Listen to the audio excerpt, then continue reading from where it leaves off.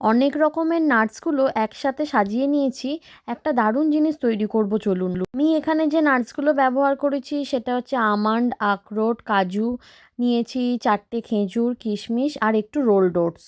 এই জিনিসগুলো ভীষণ সব জায়গায় সহজেই অ্যাভেলেবেল, তাই এটাই নেওয়া। চাইলে আপনি পামকিন সিড বা আরও অন্যান্য নিজের ইচ্ছামতো সিডসগুলো ব্যবহার করতেই পারেন। একটু নাটসগুলো ড্রাই রোস্ট করে নিয়েছি, আমি একসাথে করেছি, আপনি চাইলে আলাদা আলাদা করে সবগুলো ব্যবহার করতে পারেন। একটা ক্যাডবেরির বার আমি গলিয়ে নিয়েছি, তার আগে ছোট ছোট করে টুকরো করে নিয়েছিলাম, তারপর নাটসগুলোকে গুঁড়িয়ে নিয়েছি আর তার সাথে ইউজ করেছি একটু পিনাট বাটার।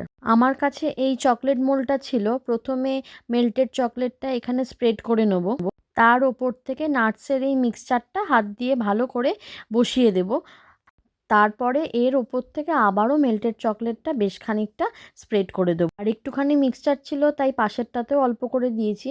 এখন আমি মোটামুটি ফ্রিজে এটা যতক্ষণ না শক্তভাবে সেট হচ্ছে ততক্ষণ রেখে দেবো। আমি এটা ওভারনাইট রেখেছিলাম, ওই 3-4 ঘন্টা রাখলেই হয়ে যাবে। এখন এসেছি এটা আমি আনমোল্ড করতে।